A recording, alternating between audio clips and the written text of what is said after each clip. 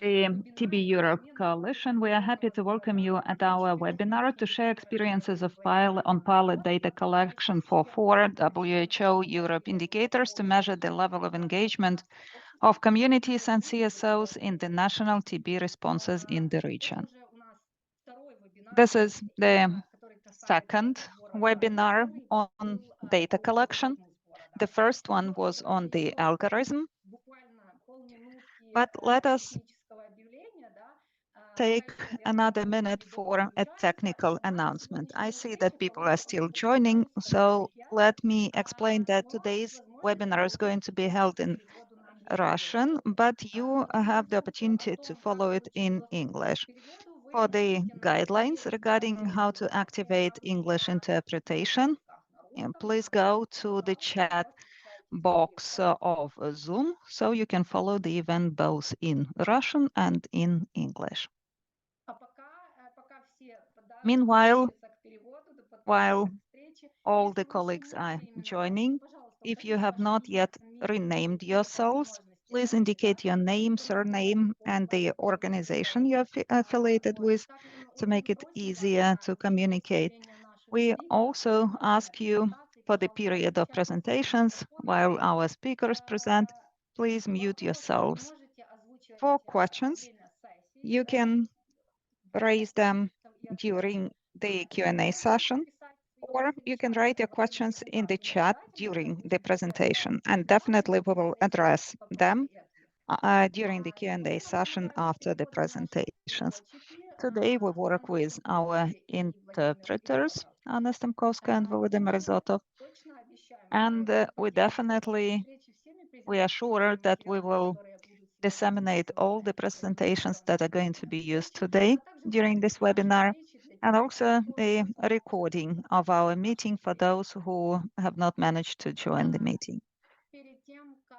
And now, before we proceed with the presentations, we would like to express gratitude to the countries that participated in pilot data collection, because that was quite a challenging but definitely engaging and interesting journey. And today, these countries are ready to share their experience with us. And now I'm ready to pass the floor to the first speaker. This is Georgi Kuchukidze, WHO Regional Office for Europe. Georgi is going to speak about the 4 new indicators of WHO European Regional Office for Europe, and also he will share WHO assessments of the quality of data collected and the plans on reporting regarding the progress for the 4 new indicators. And let me remind you that you can ask your questions during the presentation in the chat or after the presentation. Thank you, Lesa. Thank you all. Good morning, good afternoon.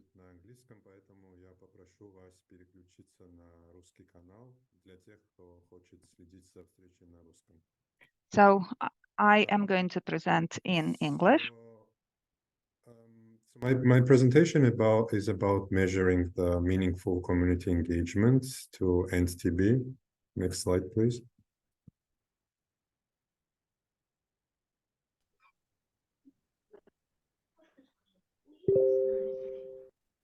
A few weeks ago, WHO released guidance on meaningful community engagement to end TB, and this was in response to the UN high-level meeting declaration adopted by member states, calling countries to ensure strong and meaningful engagement of civil society and communities affected by TB in the planning, implementation, monitoring, and evaluation of the TB response within and beyond the health sector. So the UN high-level meeting a few years ago. The guidance defines who are the community and civil society partners, what meaningful engagement looks like, what can be done to facilitate the community engagement, and how can it be ensured. It also defines the key principles. And one of the principles, among others, is that meaningful engagement must be measured to track the progress. And the guidance provides instructions on how this can be done. And my presentation is focused on this topic on measuring the progress. Next slide, please.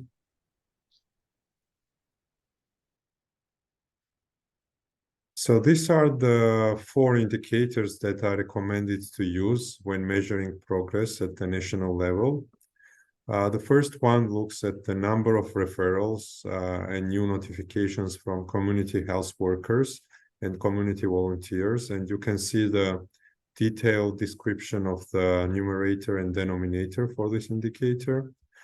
The second indicator is the treatment success rate among those supported by community health workers and community volunteers. Next slide, please. The third indicator looks at community representation in national decision making. And the last but not least is measuring, the final indicator is measuring the level of committed funding for community engagement in TB response at the national level. Next slide, please.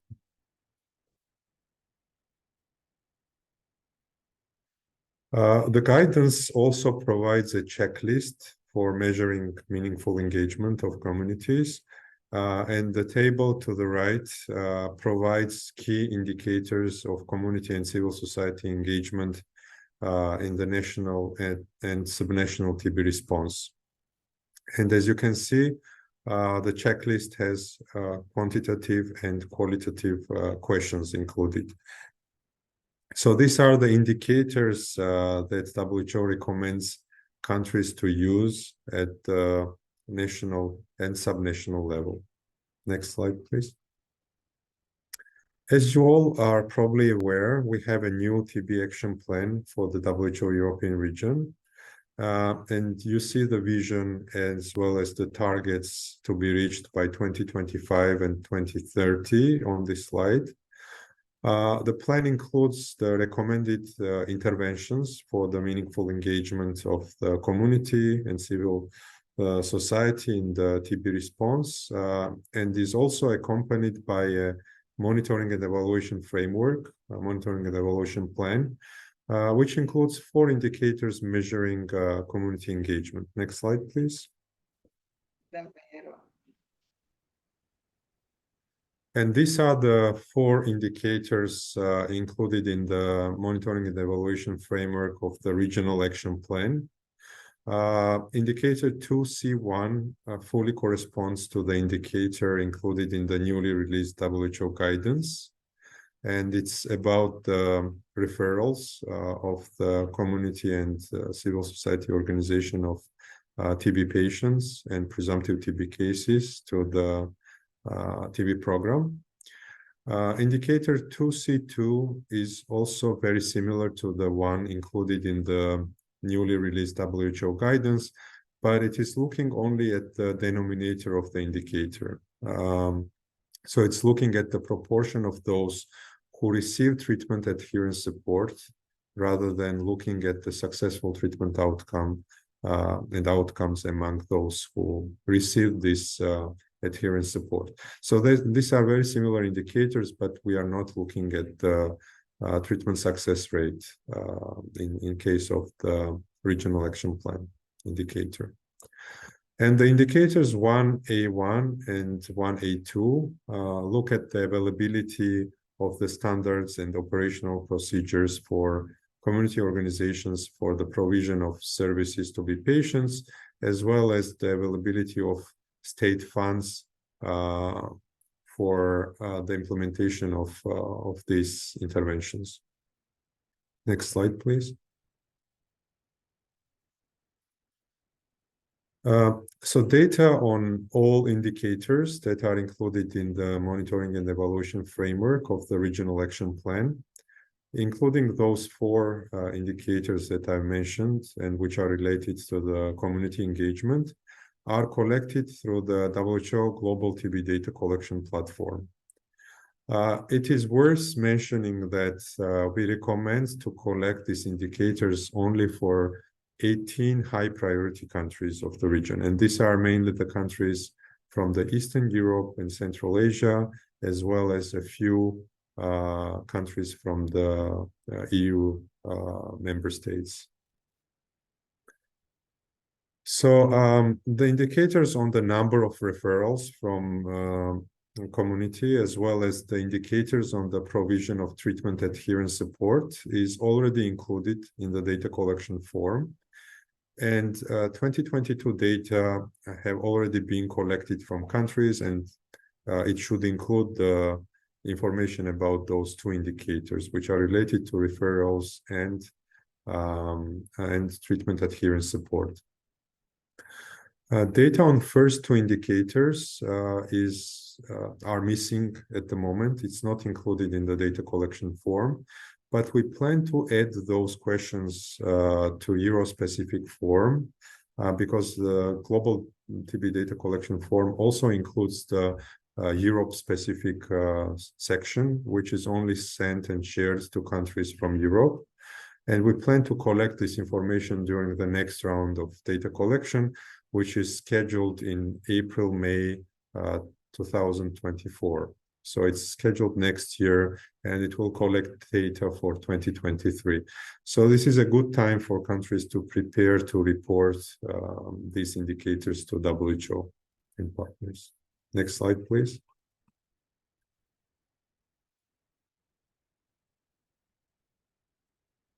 Next slide, please.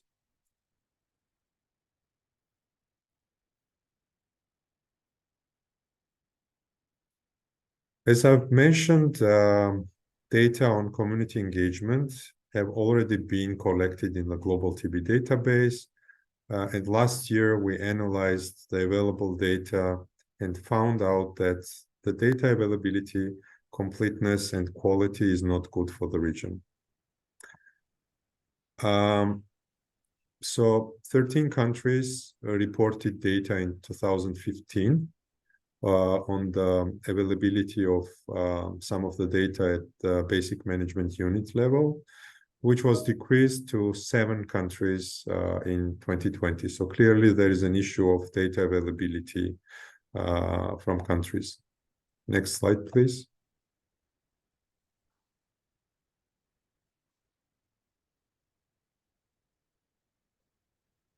Next slide, please.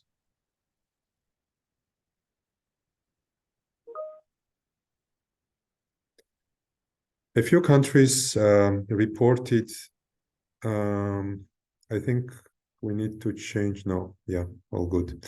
So a few countries reported community involvement in all basic management units throughout the country, which of course raises the question of the quality of data reported from these countries.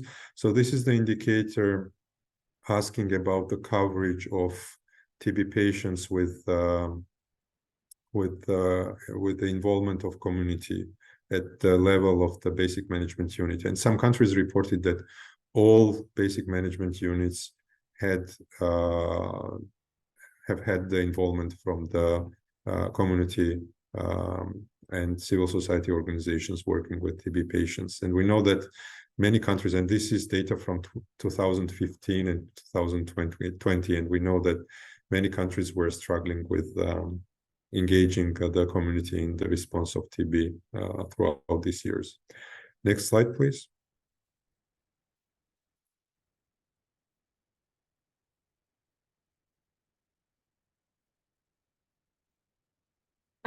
Yes, Georgi, sorry, we have a technical issue, so there is some delays in switching the slides. Sorry. No, it's okay. Shall I wait for the slides? I can continue without the slides. Yeah, please continue. Okay, so yeah, I think the next one should show the availability. Yes, the availability, thank you. The availability of data on community-based referrals or any form of community treatment adherence support. So these are the two indicators that are included in the MNE framework of the Regional Action Plan.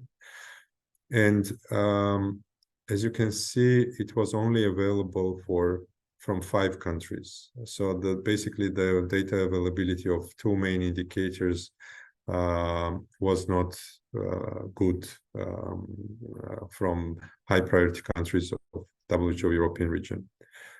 The next one, please.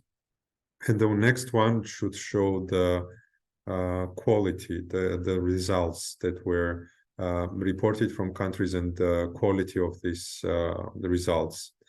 So when we look at the quality of these data reported from those 5 countries, it also raises a few questions. Some countries, for example, are reporting very high rates of community referrals, as if close to 100% of all new and relapsed TB cases were referred by community in the country. And we know that this may not be, this cannot be the case. So not all 100% of new and relapsed TB patients are reported as referred by the community from the country. So it raises the questions regarding the quality of data reported even from those countries who were able to report data to WHO. Next slide, please.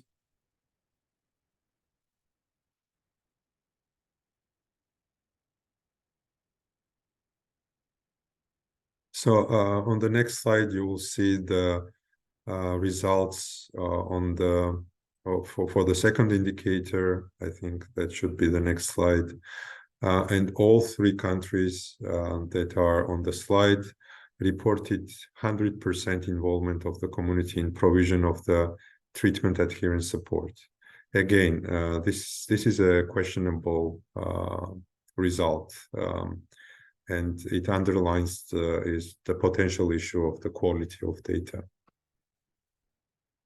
If you could switch to the slide after next.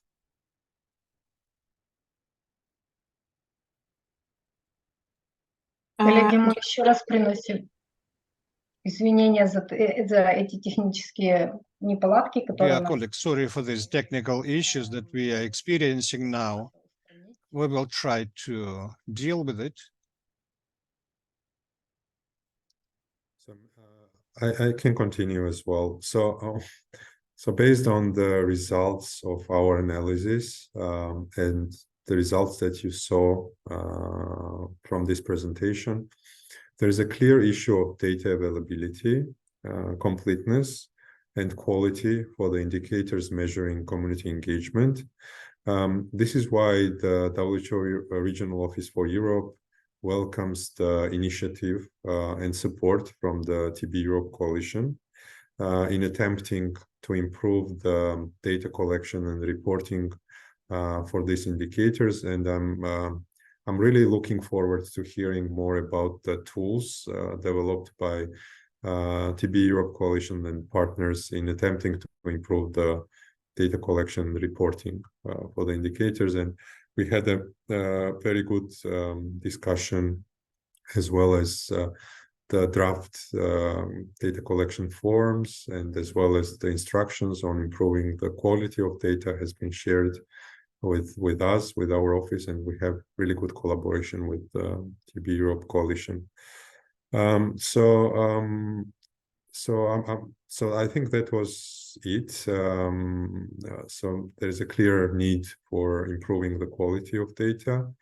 And I know that the next presentation will be on the tool that was developed by you, attempting to guide the countries how this data should be collected and reported.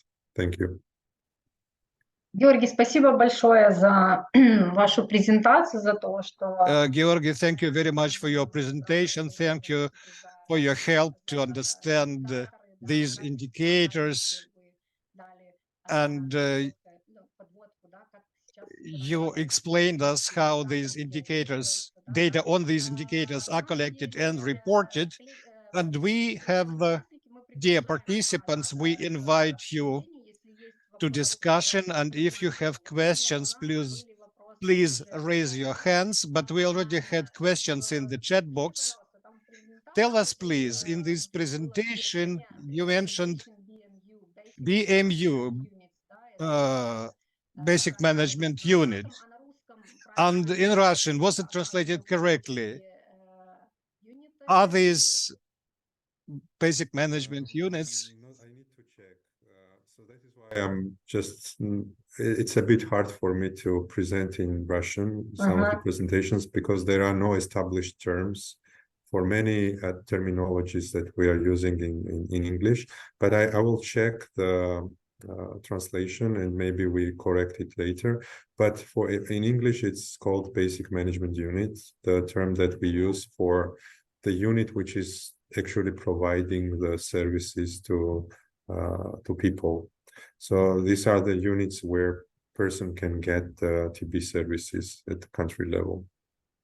Спасибо большое. Наталья, отвечая на ваш вопрос, то есть там сокращение BMU... Natalia, I'm answering your question. Abbreviation BMU is in principle basic unit of services provided to people who need them. And Georgi promised us to look at this formulation and find out how it sounds in Russian. But in English, it is a basic management unit. Thank you very much once again, dear colleagues or participants. Do you have any questions? I also see a question, another comment question in the chat. It's more of a comment rather than question. So the suggestion from Ludmila is to find a way and maybe to look at this data while we do the program reviews. As you know, WHO provides the TB program reviews to countries. And I think this is a very good suggestion. And usually we also have the section in the report summarizing the findings from the TB reviews, looking at the engagement of community. And usually we do have this information included in the reports. But here we are discussing more routine collection of data and reporting it to WHO. Спасибо большое. Коллеги, я напоминаю о том, что, пожалуйста... Thank you very much, dear colleagues. I remind you, please mute yourselves when there are presentations and switch on your microphones when you want to speak.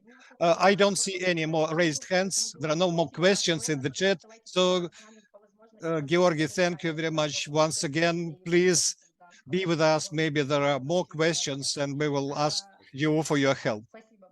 Thank you very much. Dear participants, now we switch to the next presentation, but before we switch to it, I would like to ask all participants to switch on their cameras so that we would make a nice photo of our today's meeting.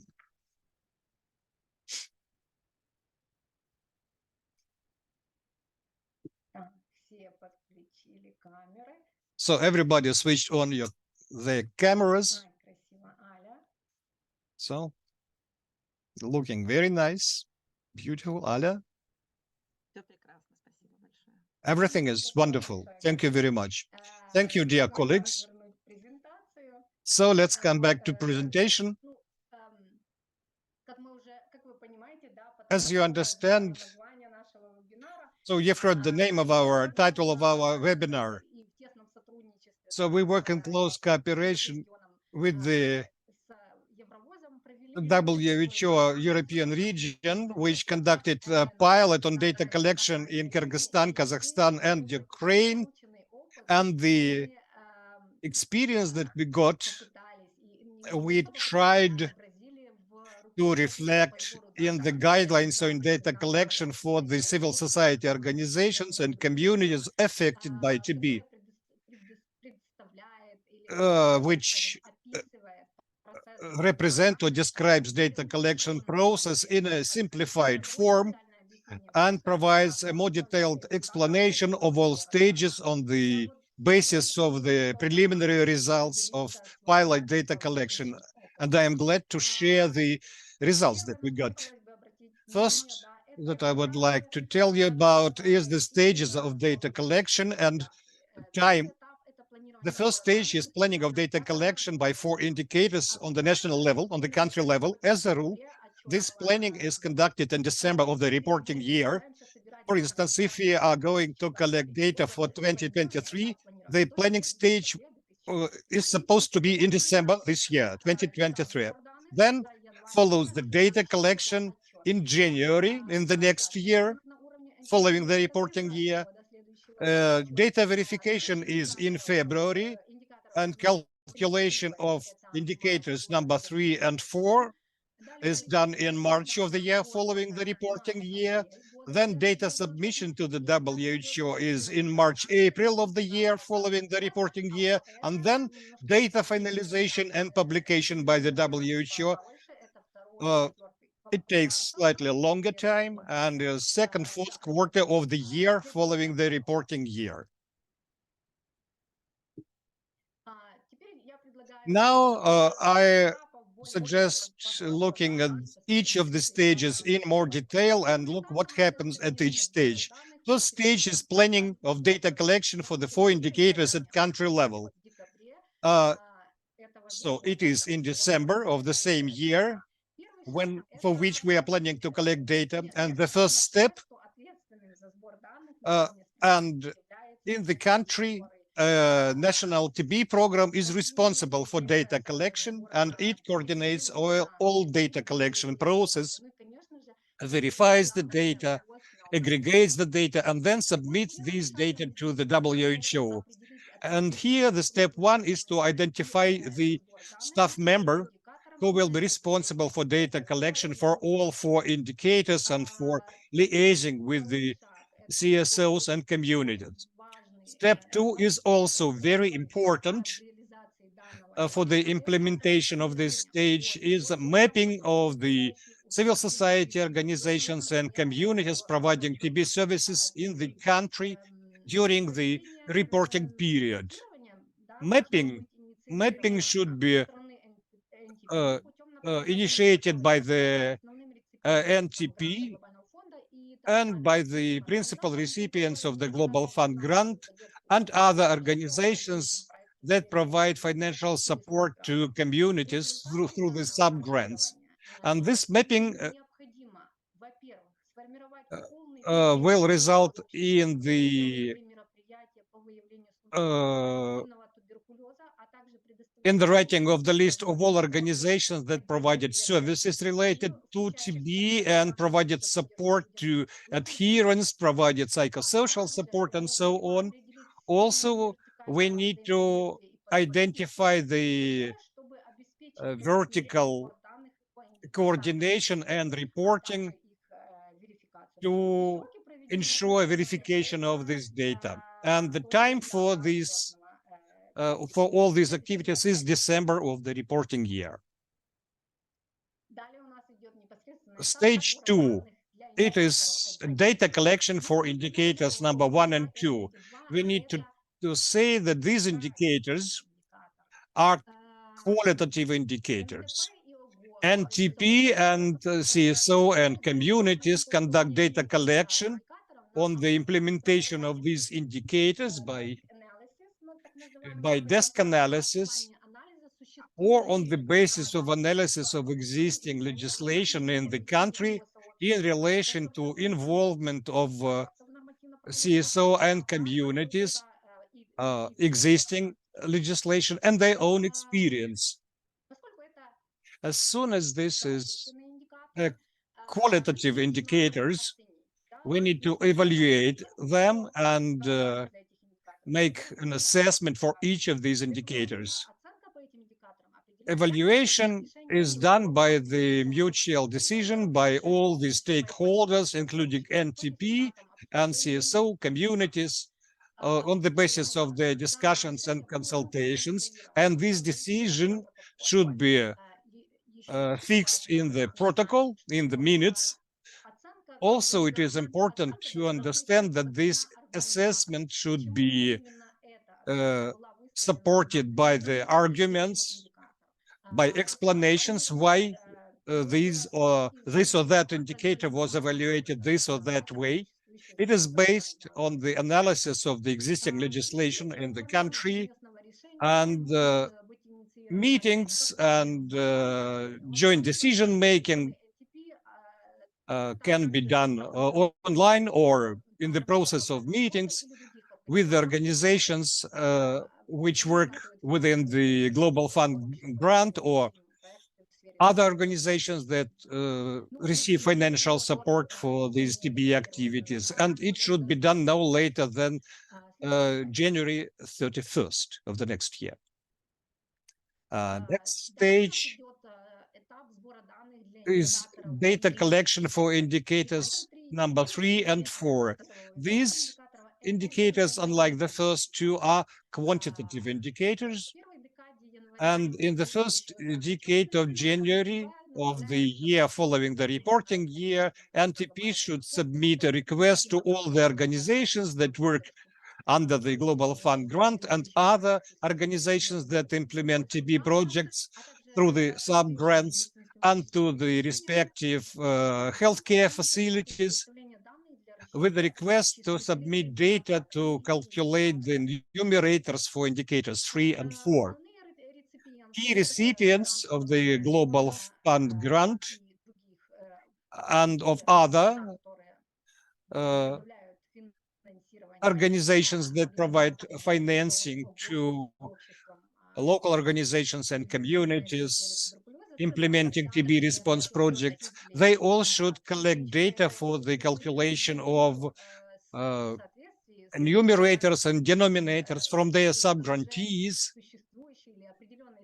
on the basis of their existing scheme of their vertical cooperation and accountability to avoid duplication of this data.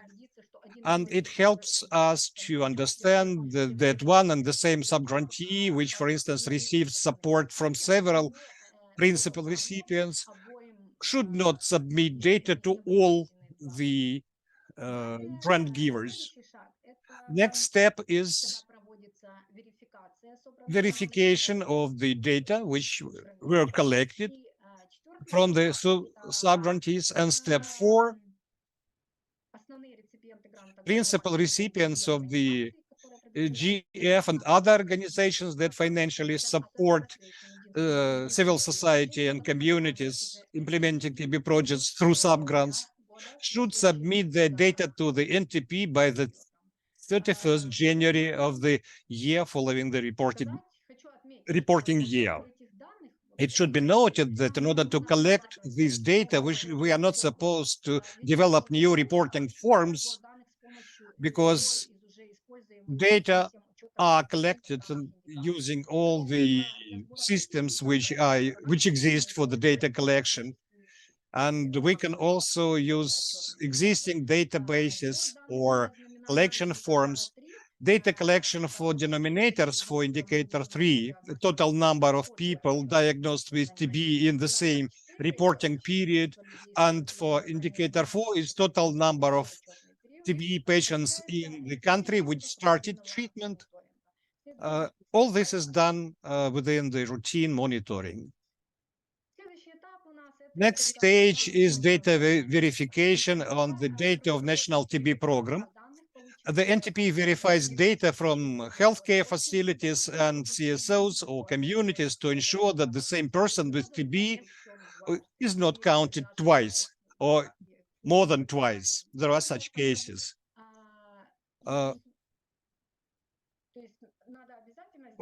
We need to verify this data for the reporting period. Next slide, please.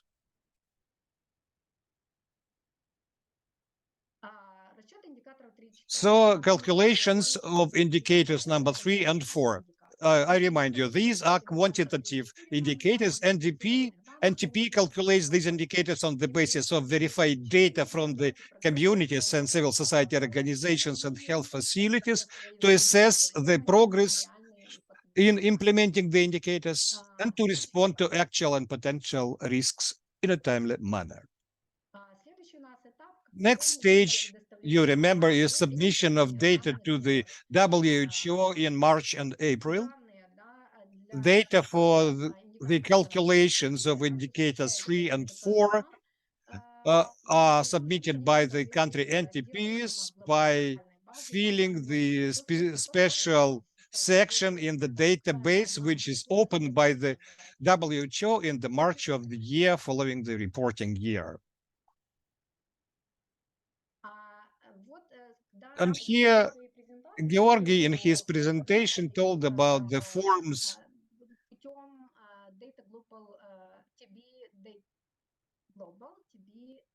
are included in the data global TB reporting, and numerator of indicator 3 is reflected in this database in the following manner. You see it. The indicator or numerator of indicator number 3 is reflected in the indicator CE6, number of new and relapsed cases referred by community health workers or community volunteers among the cases in CE5. Next slide, please.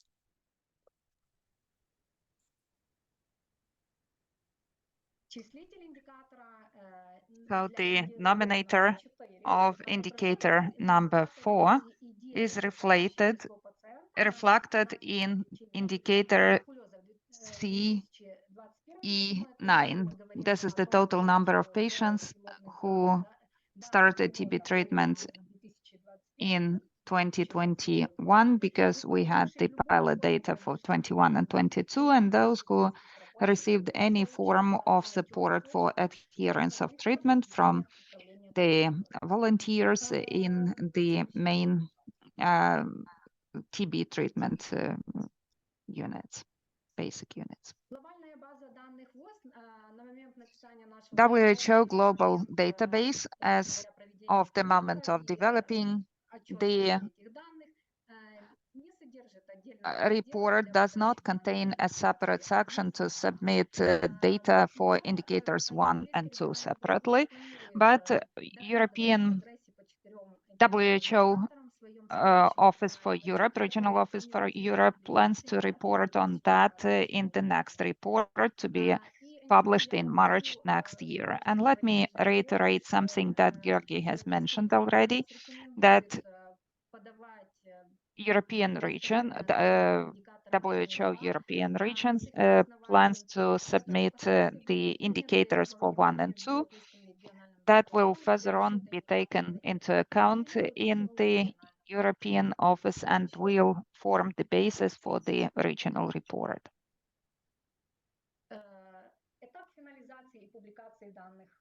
Finalization and publication of WHO data. After analysis of the data, WHO may address NTP of the country, usually to clarify the data, usually until May next year. So this is about communication between WHO and NTP, where they need to clarify certain information and collect the lacking information. WHO compiles draft country profiles in June, July. The NTPs with support from the WHO country and regional offices will have an opportunity to validate and revise the estimates for TB indicators in the data collection system before they are incorporated into the global report, which is usually published in the last quarter of the year following the reporting year. And as I promised, well, here you see the reference, the link to the algorithm that preceded pilot data collection. As mentioned at the beginning, now the guidelines are being finalized, and very soon we will be happy to share with you the product, the output.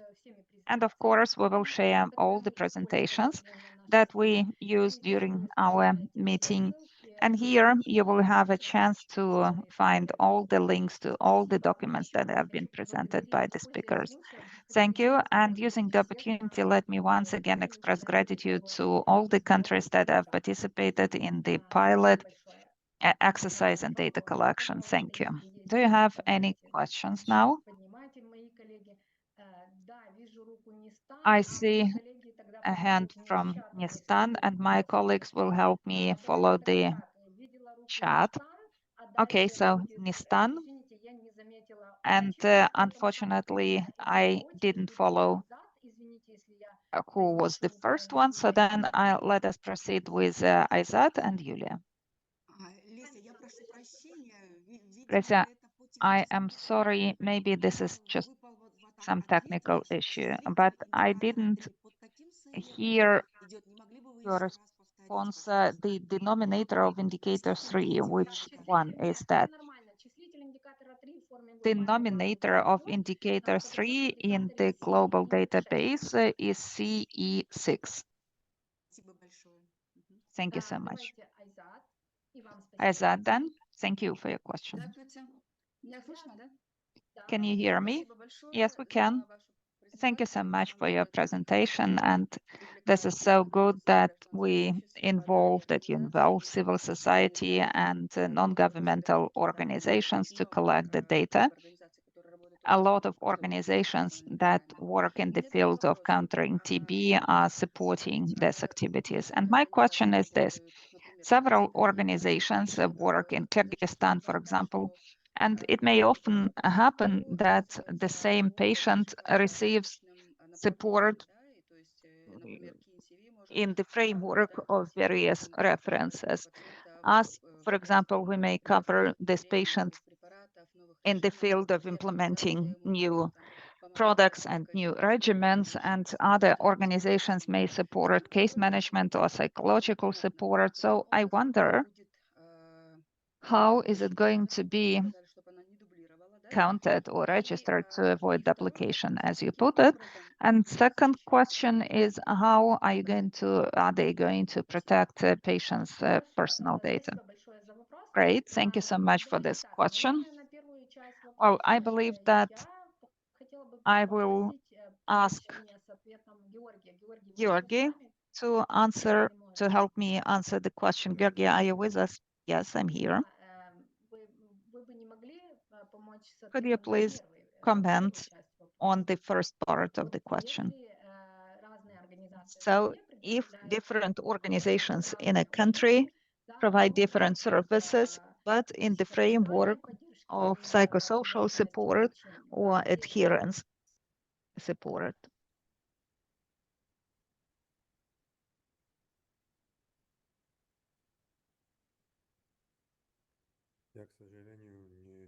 Unfortunately, I don't hear you, Lesia. Yes, it seems that Lesia got disconnected, but anyway, did you hear a question from Aizat? Yes, I actually understand. I hear the question. And the question is how to report. What we are interested in is knowing whether patients receive the services, no matter what the number of organizations providing the services is. So we wonder if patients receive these services per patient. So we need to register whether this particular patient has received the services or not, no matter how many organizations are engaged into that in the country. I have this question: if one patient receives support from various organizations, it often happens, then how are you going to count that? Well, if these are different services or the same services, so you will count services. Yes, we count services. Okay, then my second question is, how will personal data of patients be protected? Well, that at the regional level, we can just say that we need to take those aspects into account at the country level. But of course, that needs to be done at the country level. All of those protocols that are complied with at the country level. Thank you. Thank you, Georgi, Aizat.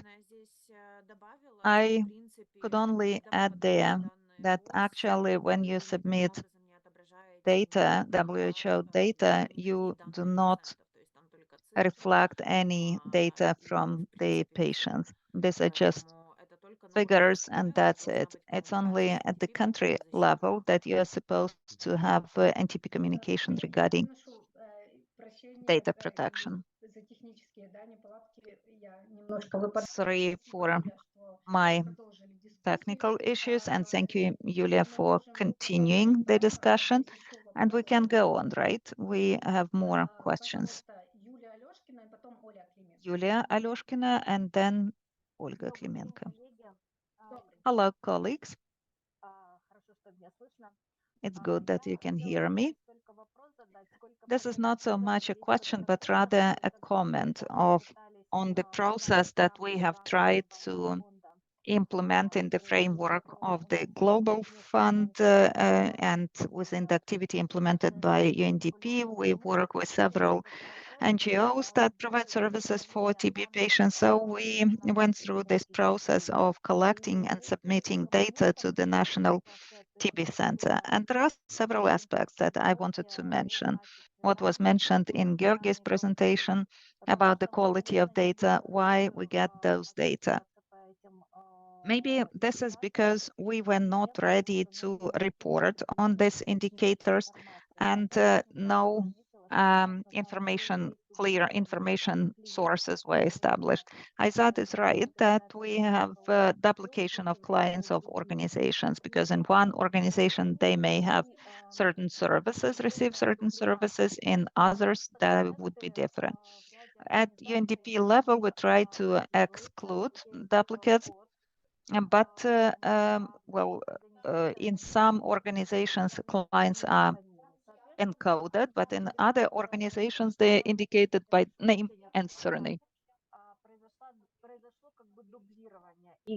Thus, it may result in duplication. And of course, thus, we have this question that this figure that indicates that the number of registered clients and the number of cases referred by NGOs, they were duplicated.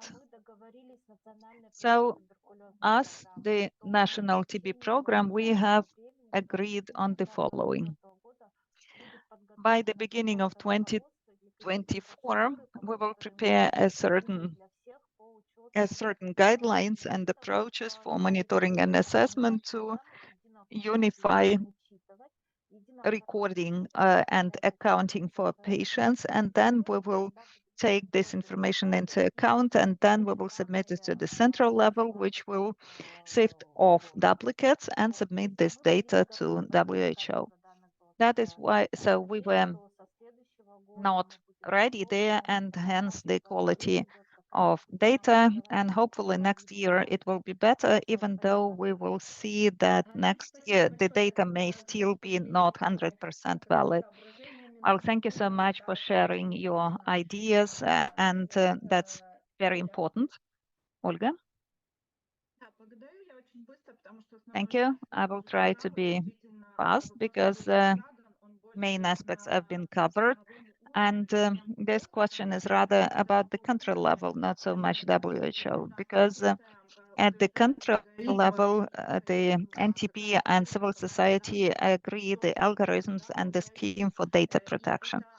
And this, all in all, the responsibility of this algorithm at the national level that needs to take into account the application and all the services, and all of that needs to be covered in the context of data protection. So all of that can be actually settled in round table discussions in the course of those discussions.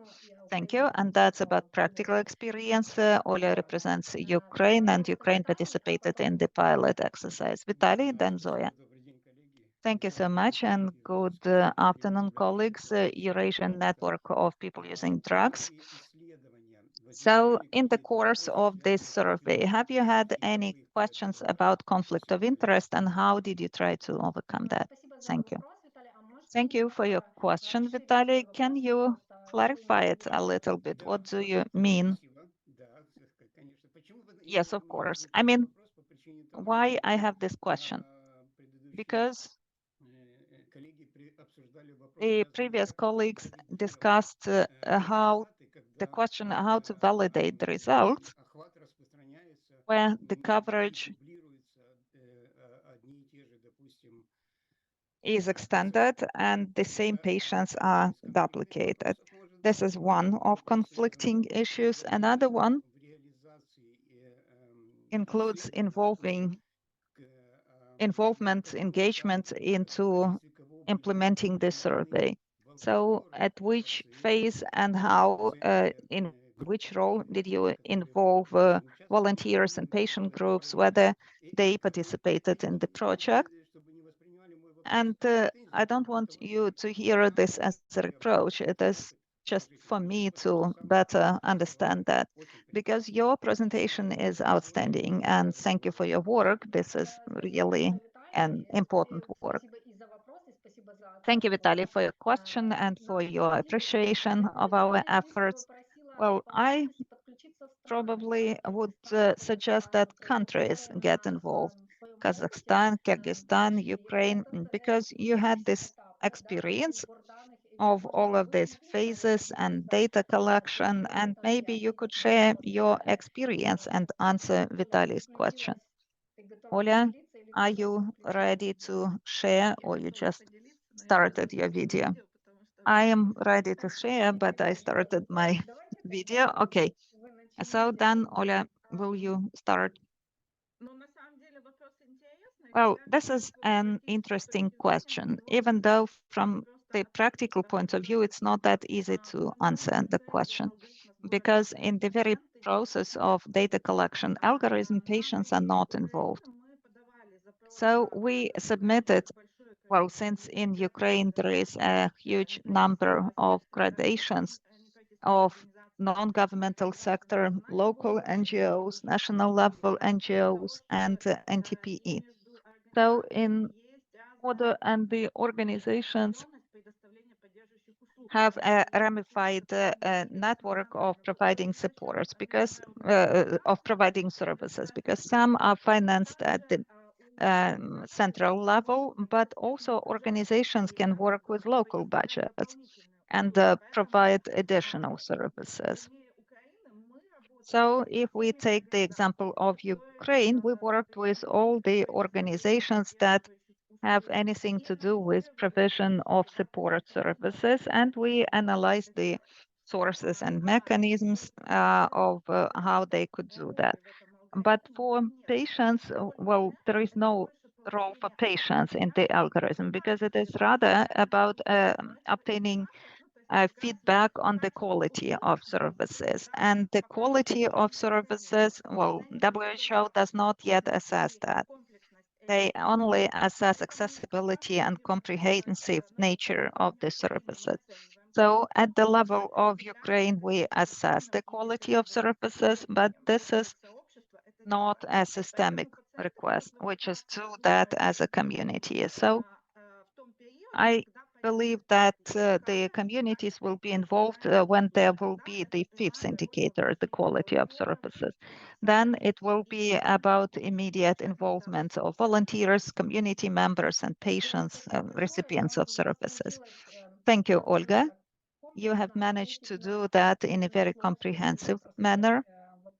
You have addressed a very challenging question. Yes, if I could also share my experience from Kazakhstan. We probably are lucky because we implement these activities in each region. And of course, we analyzed all the NGOs that are somehow involved into TB work. So we focused on psychosocial support and the links and the referral system when providing support for patients affected by TB. It was quite difficult to separate the level where we work under state contracts. We had this experience where NGOs implement some activities in the framework of a global fund, And there, the National TB Center helped us a lot there. We counted the figures. We analyzed that again and again. And actually, Olga has indicated that we had no problems about that. Thank you, Oksana, for sharing this experience. And now the last question, I believe, because we need to move on. And I believe that, Zoya, your question, last question in this section. Yes, I would like to add to what Oksana has said, and this is about the application of clients who receive the services in various organizations. And I would like to mention that in the process of data collection, we very clearly could see this aspect that if in the framework of the Global Fund they implement a project, then they sign an agreement with the national territorial TB unit, like regional centers, and of course data are aggregated there. But here we are talking that we have the same situation with the state contract, but the services are different. For instance, when the country committee is holding its meeting, it reviews programs and projects in the pilot regions or in some regions with the high burden of TB.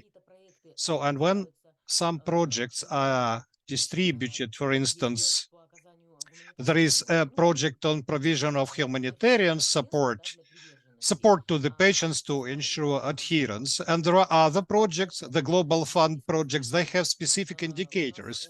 And to exclude the duplication, we have special indicators for the Global Fund projects, case funding, following up the patients and initiation treatment. But within this project, support is not provided. For instance, to people, social support is not provided. But other projects provide social support, but it is another indicator. It is an indicator for people who already received treatment and receive social support from the CSOs to ensure treatment adherence. So these are two different indicators. And as Oksana has already said, in the process of data collection, we had a lot of arguments that this indicator should be included in this form and another indicator in another form, and possibly we managed to avoid duplication. But the contracts are signed by the CSO organizations with the territorial national TB service. And that is why they submit their reports using the specific indicators. But these indicators are different in different projects. For instance, if there is a Global Fund project, and if support is provided, they developed very different specific indicators for the support, which are not the same as in the Global Fund projects. So that is why they use another indicator. Thank you very much. Thank you very much, Zoya, for your comment. We are switching to the theory, to the practical dimension. Maybe we are slightly ahead of our plan, but our countries that participated in the data collection pilot are ready to share their experience, which difficulties they had or challenges, how they managed to overcome or how they are overcoming these problems. They are ready to share their experience that they received in the data collection process. 3 countries will present their results now. And dear participants, I suggest Q&A session to be moved to the end of this webinar when all the countries will present their results. And so please write your questions or comments to the chat box. And we will hear the presentations in the following order. The first country is Kyrgyzstan. Natalia Sumskaya, Director of the AFU and Mr. Maidunova, specialist for the international cooperation of the National Center for Physiatry at the Ministry of Health in Kyrgyz Republic. Before I start, Lesia, our colleague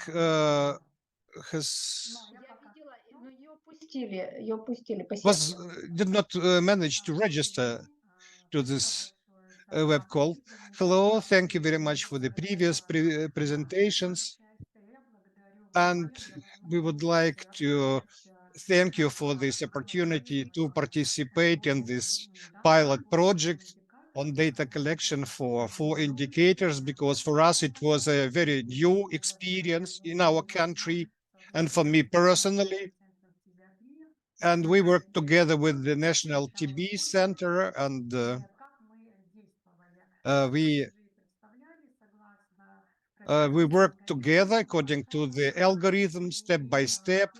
First of all, we conducted the meeting with the National TB Center, where we presented this algorithm, explained the goals and objectives and how we are going to collect this data. Then we had meetings with the key partners, such as GF principal recipient, which is the UN office in our country. Then we meet the programs from the USAMID, and we had meetings with the national organizations and community organizations where we shared the algorithm for data collection, explained how the data will be collected, why it is necessary. And that is why it was the first step in our work. Then we had separate meetings with each of these partners where we discussed all these processes about data, especially data submission, in more detail. Today, we also discussed the data safety measures. It is a very important issue. And we reached an agreement with the partners for the indicator number 4, that the data will be collected, first of all, by the donor organizations within their projects, and then this data will be verified on their level and then submitted to the next stage of verification. Initially, so do you hear? So, yeah, we hear you. It's okay. There's something with. Also, we made an exercise, mapping exercise of the CSOs which are engaged in the TB services. I would like to say that in our country we have more than 600.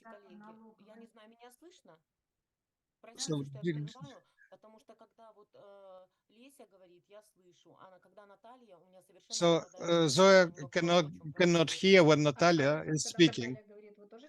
And now when Natalia is speaking, do you hear? Natalia, say something.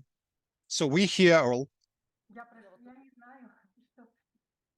Возможно, Зоя, вы меня слышите? Zoya, do you hear me?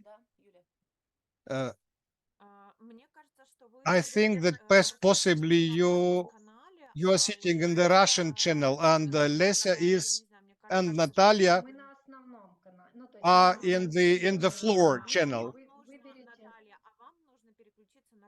So you need to switch to Russian channel. Natalia, you need to switch to the Russian channel. Everybody who speaks in Russian, please switch to the Russian channel because people cannot hear you. So I am in the Russian channel. I am in the Russian channel as well. Natalia, can you say something? Do you hear me, Zoya? No. So shall I switch off? Please try once again to. Do you hear me now? No. I hear you well enough, Yulia. Possibly. Do you hear me now?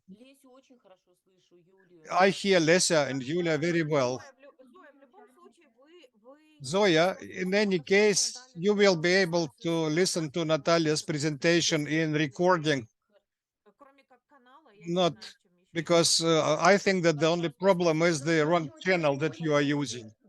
But very quickly try to switch off and sign out and sign again to the webinar.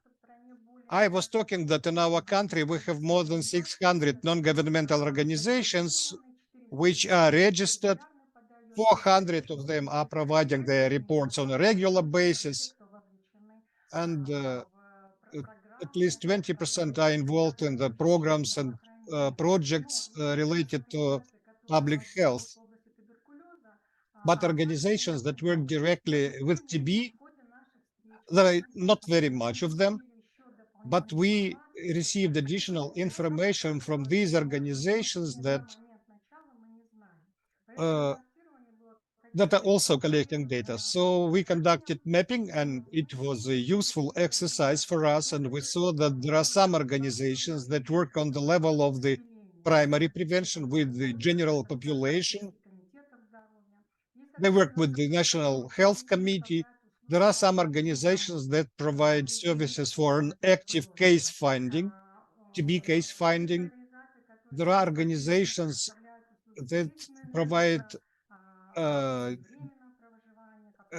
direct support services, temporary residential services. There are organizations that also provide services for the short treatment courses. There are organizations that provide monitoring community services. And also there are organizations, there are 9 of them which participate in the research. So we received additional information and we're sending requests to all of them, and practically all of these organizations responded. And now you maybe will better understand how we evaluated the activities. We also organized a joint consolidated decision-making process. We organized a joint meeting, offline and online meetings with the organizations from the country regions. And we discussed the first indicator, we discussed the standards and operational procedures existing in the country for the CSOs, for the provision of psychosocial support to ensure treatment adherence for people with TB.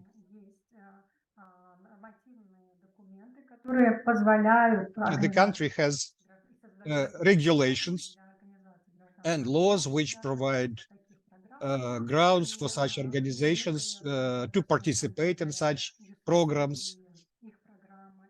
And we also reviewed some of these programs, and UNDP explains terms of reference in detail.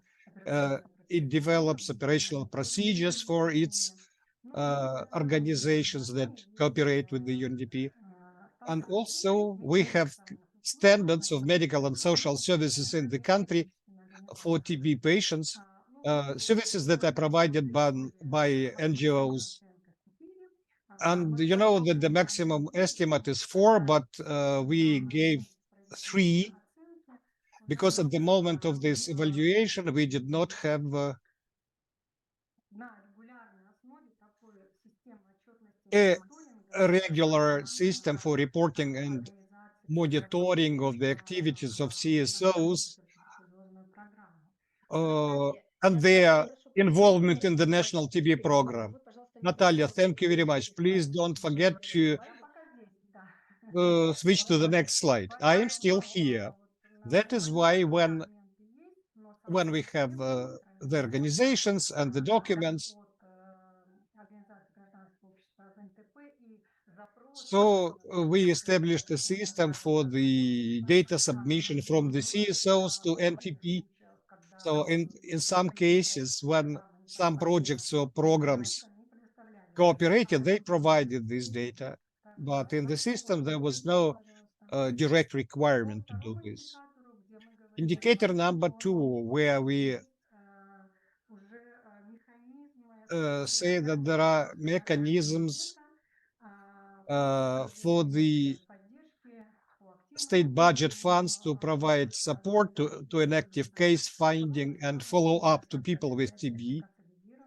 So we discussed this estimate, and estimate is 3 because there are regulations and guidelines, step-by-step guidelines on how the state contract should be implemented, but at the moment of evaluation, there were no state contract for these services. Now it has been launched, and now in the country, we have the state contract, the main task of which is to search and find people who were lost to follow up. Next slide. I would like to give the floor to my dear colleague, Minister Kovanchpekovna. We work in a team. Did you manage to switch this time?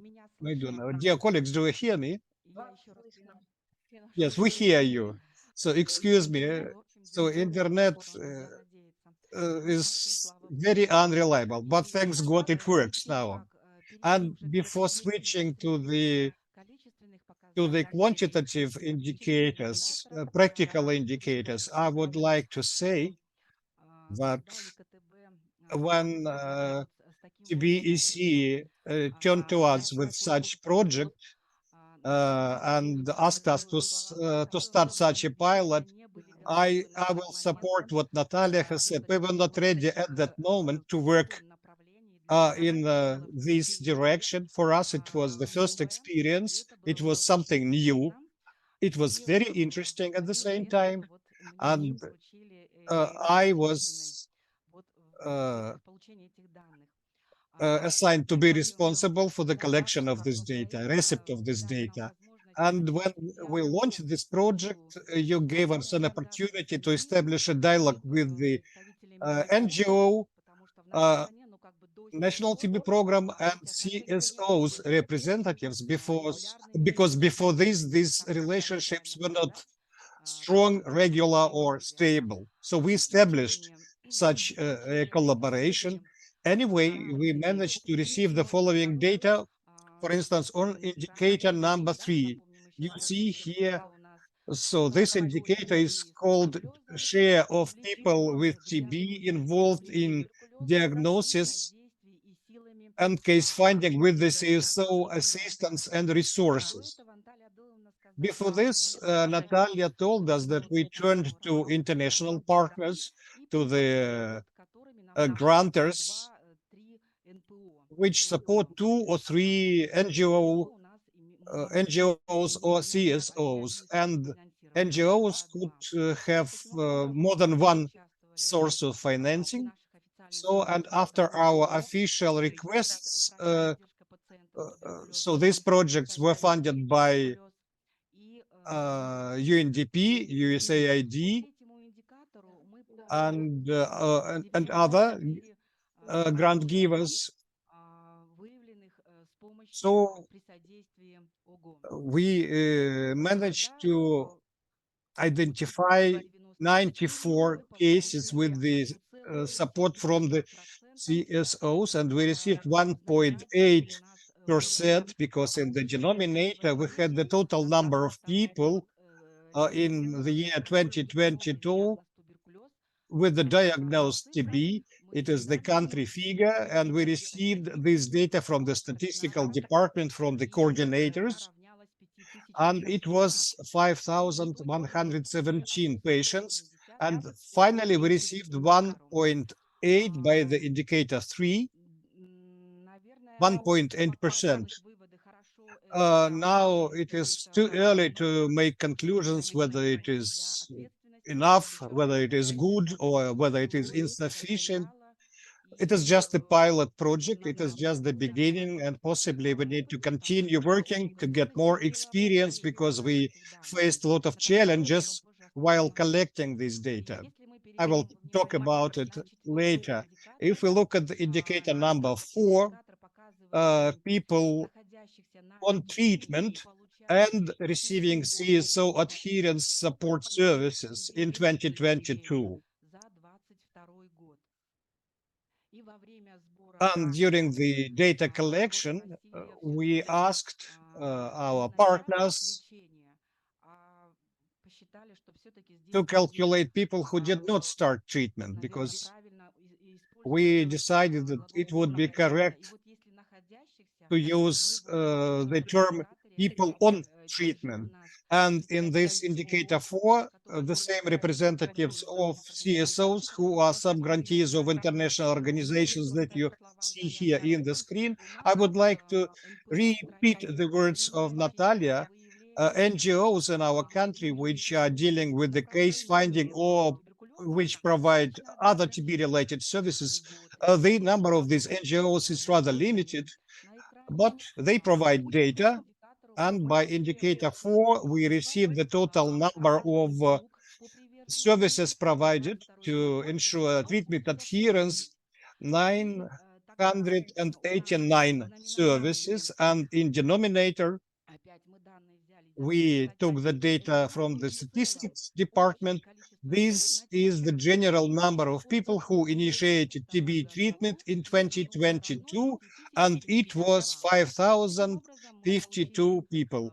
And finally, we got a percentage, 19.5%,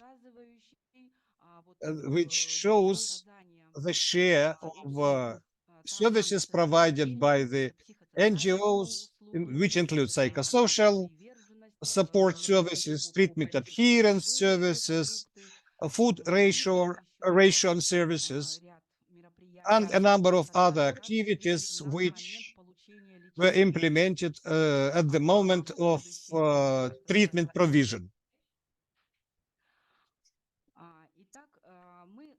So in this slide, we would like to present, well, if we had all the opportunities, all the mechanisms in place, what it would look like. So an CSO representative provides consultations for key populations, for suspected cases of TB, supports bringing them to primary care, and then the patient goes to the general practitioner. And there, actually, at the primary level, registration of the organization that supported the referral, it is not registered on paper or electronically. Further on, proceeding with the therapist who initially holds the screening, TB screening. So if TB is detected, this patient is referred to TB doctor. And now after optimization of TB service in the country, they are close to the primary care level. And then they are registered in the electronic database, TB registry. And we can only find out about this patient when they have TB and they are registered and they are in the database. But when we collected the data in TB registry, there was no such function where it would be registered that this patient with TB, that with the support of a certain CSO, they were referred to primary care. And also there was no information about which services were provided by the NGO then. And we conducted this work and we informed the international partners about the problem that exists. So from the 1st of September, this functionality was added And in TB registry, in the e-medical record, the cases that were referred directly by CSOs and registered in the primary care, now there is this field in the registry. And we provide the services, we provide the information to indicate which services were provided. And there, now there is this functionalities, and it is quite slow that they get used to that, and by and by there is the process of training, and we explain this functionality, and registrations are ongoing. So if there were some way to influence from the side of Ministry of Health, if they had some level, so then at the primary care level, they would register which CSOs refer these patients, but we see that there is no information about that at the primary care level, and that was an issue. Currently, we are developing an outpatient primary care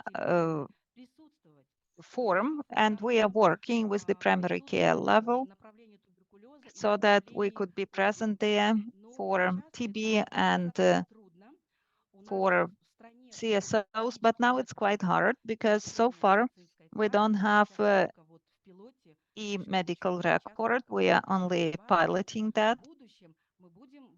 And in the future, we will work to make sure that we could have include these functionalities into the outpatient medical record. And the patient goes to the municipal TB services, and there the center needs to act as the from the leadership positions and enhance interaction with representatives of NGOs, and on the quarterly basis, as we discussed when we had recent meetings with NGO representatives, we thought about that. We need to have quarterly meetings and discuss who's doing what to avoid duplication, where the same NGO may go to the same district with the same activities to avoid these issues. And dear Anistan, we still have 2 more countries and little time left, so sorry. Okay, thank you, Lisa. And now I believe we can proceed with the next slide.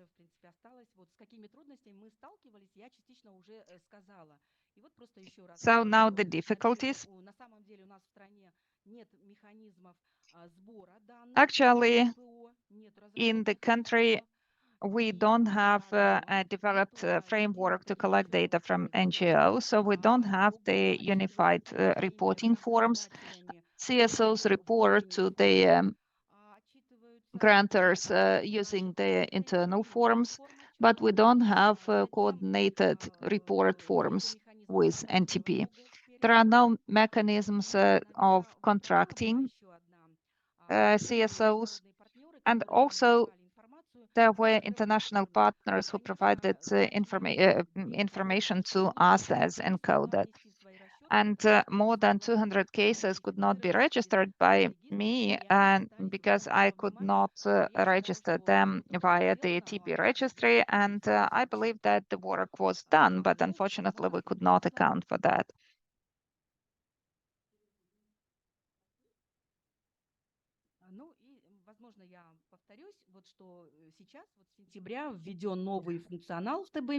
And from September, new functionalities were added to TB MIS, a new window, and further on, as we develop the outpatient electronic record, we will try to cover it there to collect the data how many patients cases were referred by CSOs within a certain period of time where there was suspicion of TB. So unfortunately, so far we cannot indicate this data. And that's it. Thank you for your patience. Вам спасибо большое. Thank you. Thank you so much for the pilot work and also for this results. Congratulations on this achievement. And in September, you have added a very important functionality so that we can track to what extent the CSOs and communities are included, and thus you've addressed one of the gaps. And I suggest that we move on, and then we will go back to questions and answers. And the next speaker is from Kazakhstan. And please try to stick to no more than 15 minutes. And I pass the floor to Kazakhstan. This is Oksana Ibragimova, the Secretary for the Platform for Key Populations, and Zoya Ruzhnikova, Deputy Head of the Board of the NGO. So, hello, we can go to the next slide. I will try to save some time, and I will present the indicators, and Zoya will add regarding the gaps and the recommendations that we developed as a result of the survey. Above all, of course, the key role in collection, verification, analysis, and aggregation of data was played by the National Center for TB, and also as a result of the mapping and coordination exercise, we managed to involve someone who was supporting us. It was a bit difficult. For 2 or 3 months, we could not arrive at common vision, but eventually we did have an expert who was responsible for that and who helped us to achieve those results. Also, we held the mapping exercise. It was also quite challenging because in 2021 and 22, we had 19 NGOs in the sector, but by the end of the year, only 16 worked in the framework of the Global Fund, and 2 organizations under a contract with the government, and 1 stopped operating. So it was quite difficult to verify all of these aspects. Since 2007, Kazakhstan implemented the national registry for TB patients, and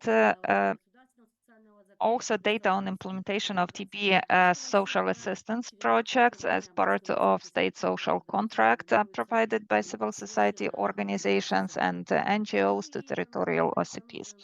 So, and it is important that in Kazakhstan, we developed the web-based system to account for the services and cases of TB. So in 2022, starting from July, the information web system started operating in a full-fledged way, and that was very helpful because in 2021-22, we could verify the data. Let's go to the next slide. So let's go back to our data and estimates. Our estimates, the results are good. It is 4. And the highest indicator, Kazakhstan has developed standards and SOPs for providing psychological psychosocial support. And they have been implemented and piloted by various NGOs, and thus we have high estimations there. Also for the subcontracting mechanism with the money from the state budget. This is also 4 because this mechanism is operating quite well.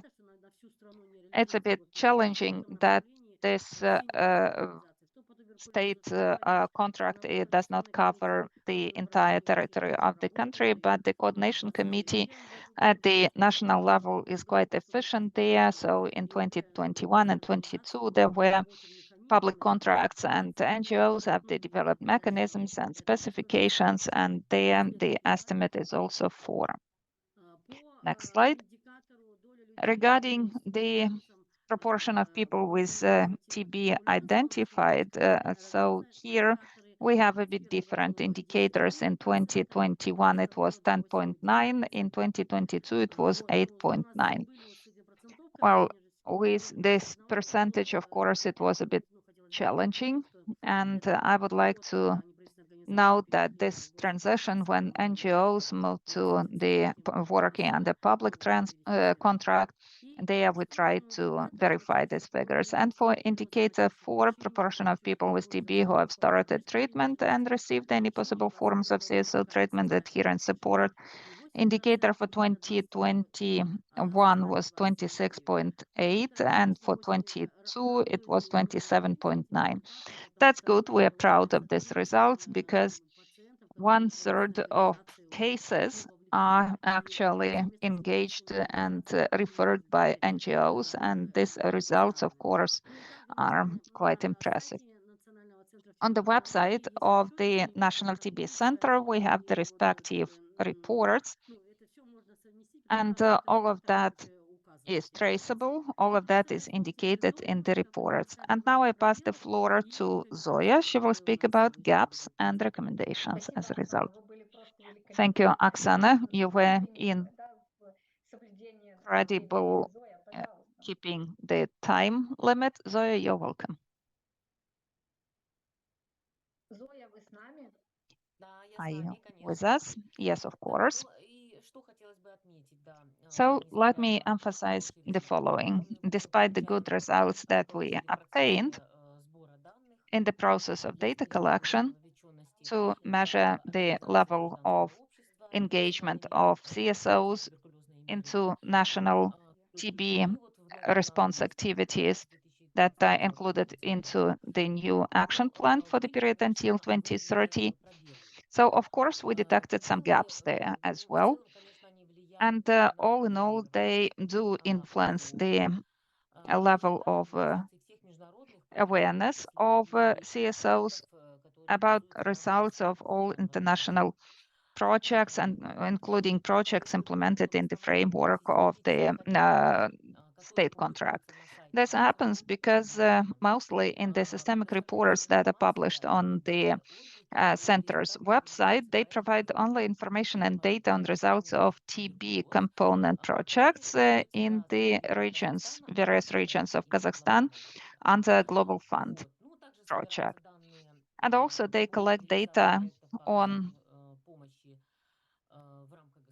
projects providing aid in the framework of the state contract, and this information goes to territorial services, TB services, and then to the national center where they are further on aggregated.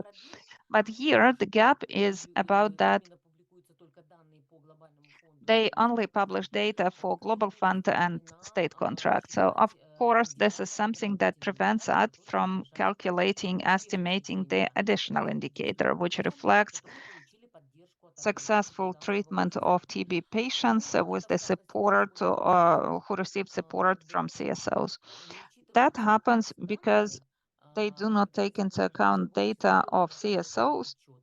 So there are no reports that would be developed in the registry of patients with TB. There is no section, no box where it would be possible to enter and accumulate the data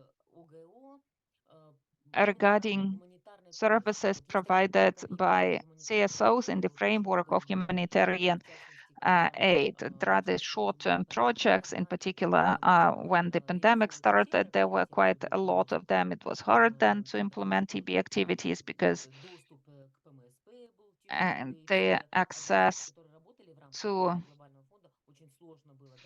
the communities was quite hard. It was difficult to accompany and to support people to reach diagnostic and treatment and screening services.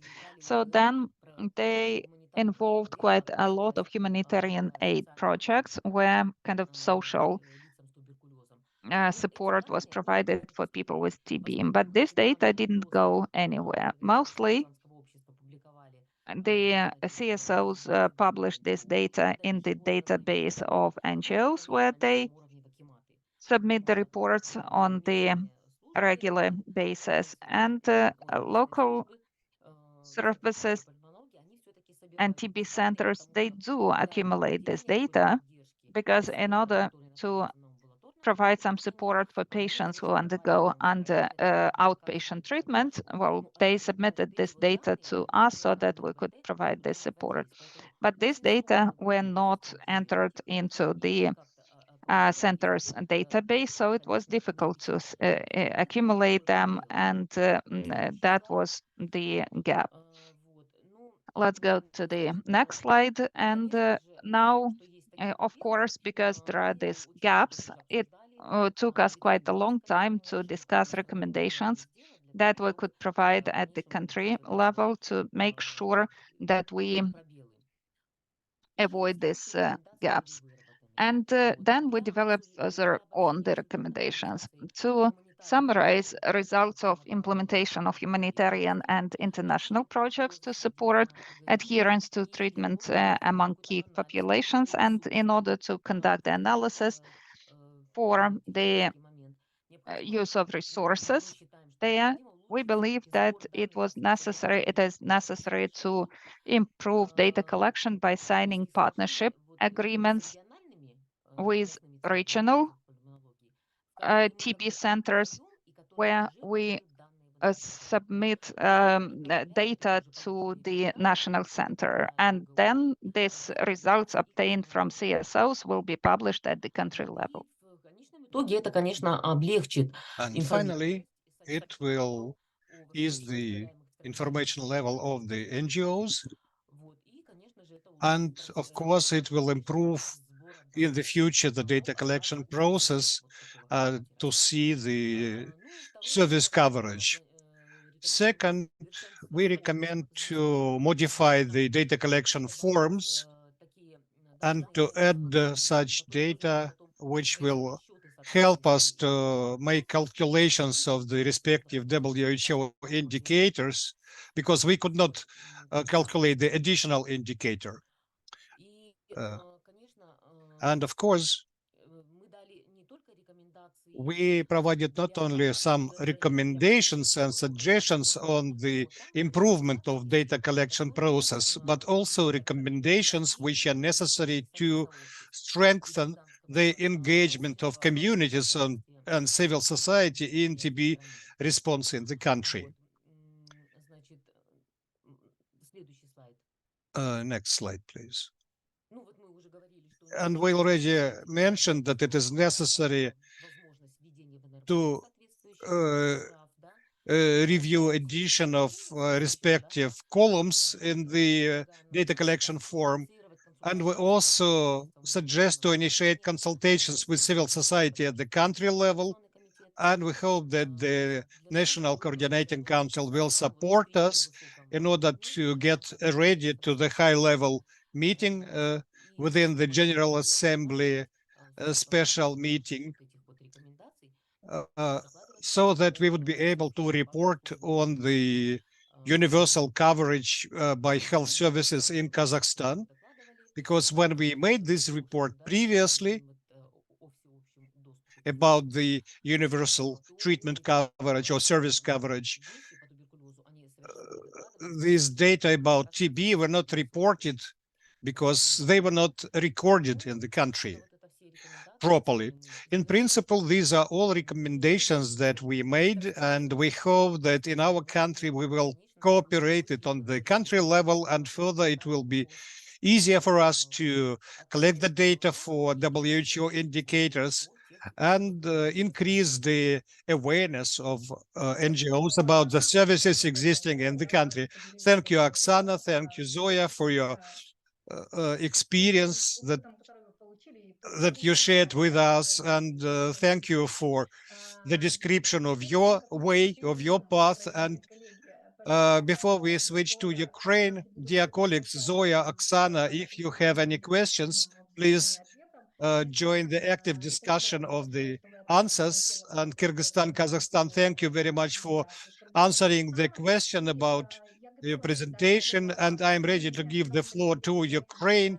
But dear colleagues, before this, possibly we will have some delay of our event, maybe by 10 minutes. We understand that we planned only 2 hours, but the topic is very broad, a lot of questions. So please stay with us. And Yana Terleeva, head of the Department on TB Response of the Public Health Center of the Ministry of Health of Ukraine, and Oля Klemenko, board director of TB People Ukraine. Yana Sergeyevna will be the first. And please switch on Yana's presentation if it is technically possible. It is my presentation. Okay, our colleagues are switching it on.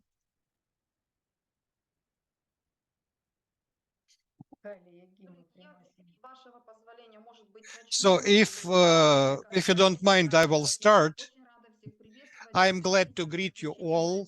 It is really a very important event because in Ukraine, we are adherent to the international practice, which corresponds to our national policies about the importance of involvement of non-governmental sector, because they are not only our partner, but an important part of our national TB program. Of course, what differs our country from other countries participating in this report, because today we are under the conditions of the large-scale war in Ukraine, and it affects all the processes related to the reporting, to the provision of services, to the timeliness of data. In particular, if we look at the data, more than 1,600 health facilities are destroyed. And it affects all our health workers and social workers who had to work in the conditions of blackouts, and reorientation of health service from medical services related to TB to the provision of services related to the provision of help to military people, to people who suffered from trauma or injuries.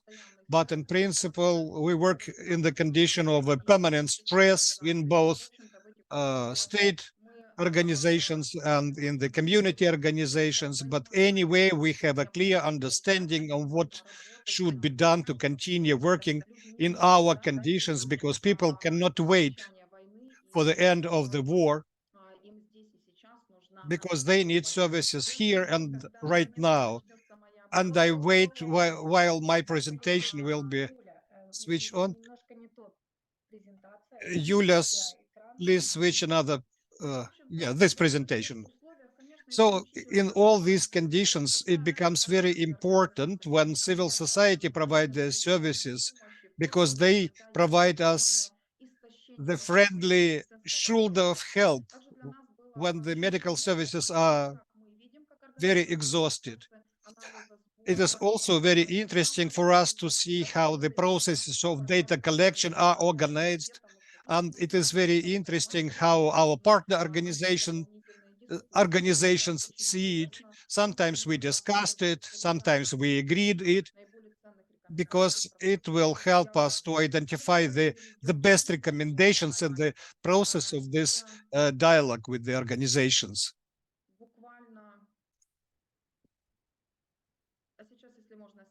Next slide, please.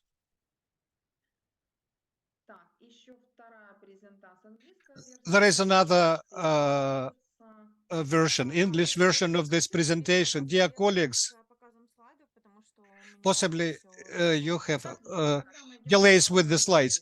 Okay, we will follow the main version of this presentation. And how we see the policies on the national level related to the services of medical and social support. In our national program today, we have adopted a number of regulations. It is the law on TB response, which includes the involvement of non-governmental sector to provide services related to TB. Also in 2023, we managed, with the support from a number of partners, to approve a package of documents of the Ministry of Health, which approved the medical support and social support services.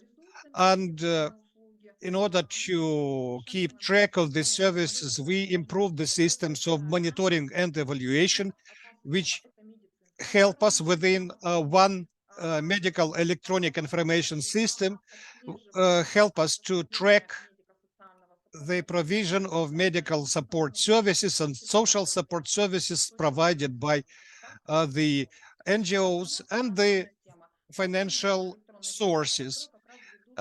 This complements the information systems run by the NGOs. And this system is used for financial operations tracking as well. Now we have discussions on the need for additional improvement of the systems, but anyway, this help us to verify the data and disaggregation of any data depending on the treatment results. So in principle, psychosocial support is provided for these purposes. I still have the old slide, the context of Ukraine. Sorry, we have some technical. So in such conditions, Ukraine has been working for a year and a half. So this context is with us. So I will follow. So these presentations will be sent later. Second indicator suggests the existence of a mechanism of monitoring of sub-grants, because from at least 10 years, TB services have practices when non-governmental organizations receive some funding from the national budget or from the regional budgets. That is why we think that on this slide you see that the mechanism exists. It is used broadly, and for us it is a great achievement is that even in the conditions of war, we managed to add national budget funding to 6 organizations, and we use the national system Prozora, which helps us to provide funding to such organizations. Unfortunately, we still did not introduce this mapping process to full scale. But the question was about mechanism, and I would think how we use this mechanism. So is the funding provided to full extent? Now about the quantitative indicators, with the involvement of CSOs on the national level, we conduct mapping of services on an annual basis. The mechanism was developed several years ago. It was approved by the National Council on TB and HIV response. But what we see and what is supported by the civil society organizations is that this instrument is not fully used on the regional level, and this is a shortcoming which we need to overcome. Anyway, we receive data, and we know the percentage of people who were found with the support of civil society organizations. And in the future, we plan to engage the civil society organizations to a larger scale. But we already mentioned about the destroyed infrastructure, about the lack of health workers. And here we see where we can build up the capacity.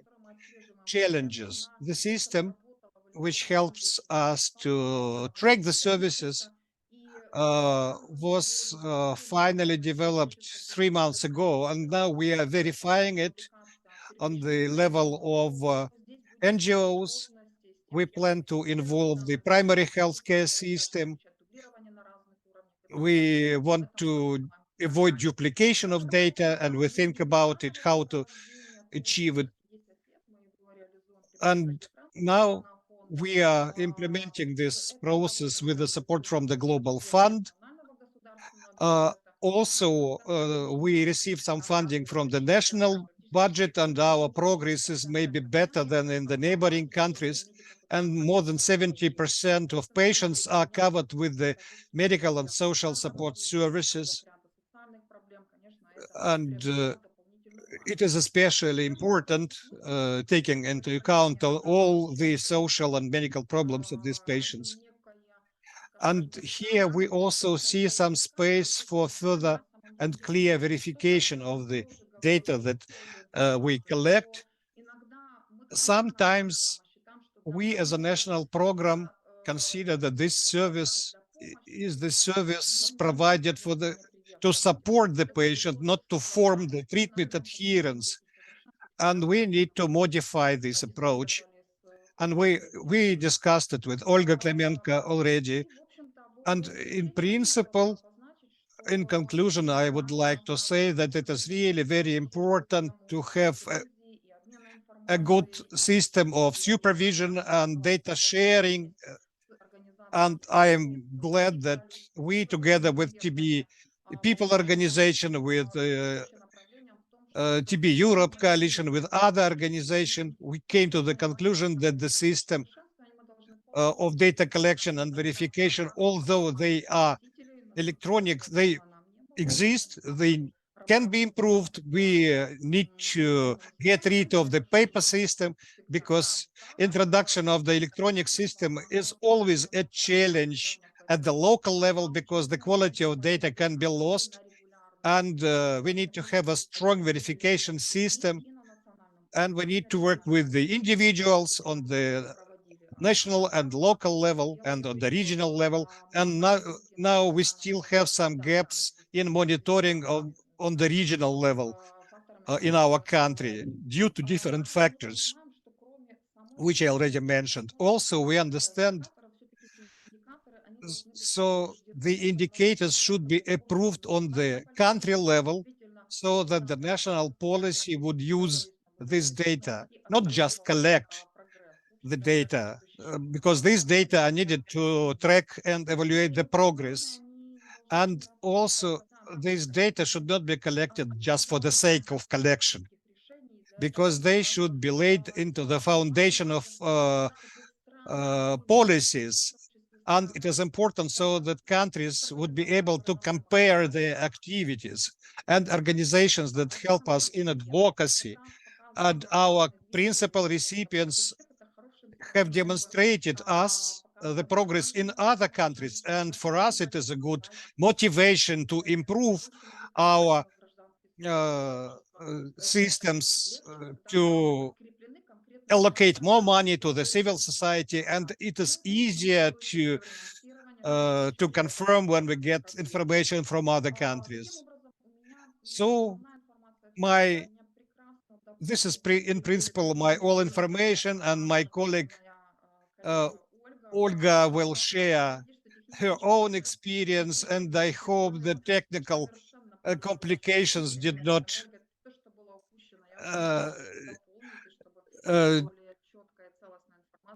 influence my time.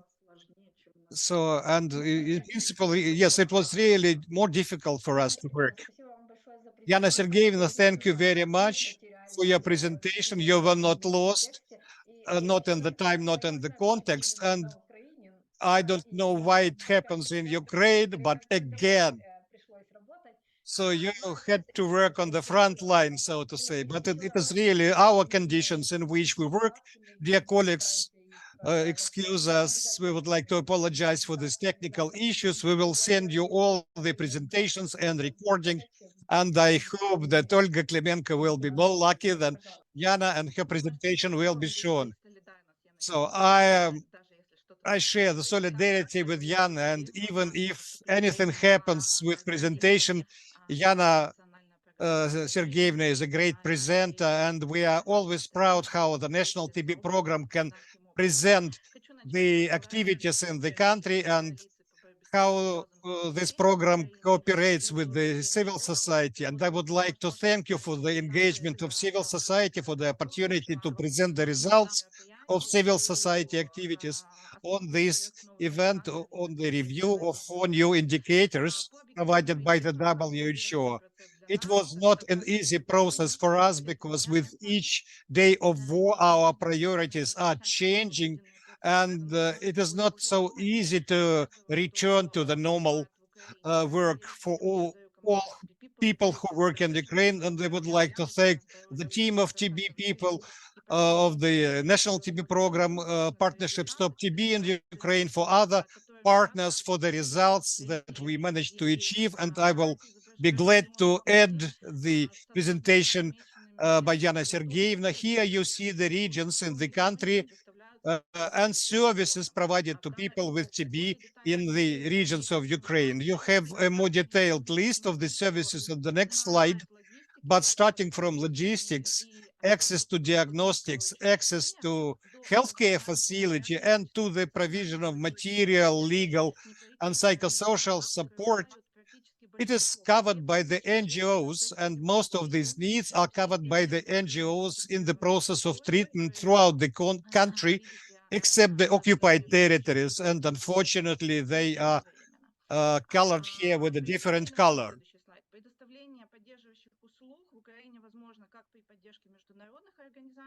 Provision of support services is possible with international partners. This is Stop TB Partnership, Global Fund, and others. But also, despite the war, it is possible to procure the services with the state funds. Mapping is held on the annual basis as coordinated by the NTP. This list of services that you will be in the position to look through when the materials will be are submitted to you. This is a more detailed algorithm. You can, well, maybe now the font is too fine, but let me emphasize that the leader and coordinator in the algorithm of the process for collecting information is the Public Health Center, and the main key recipients are Alliance for Public Health and 100% Life.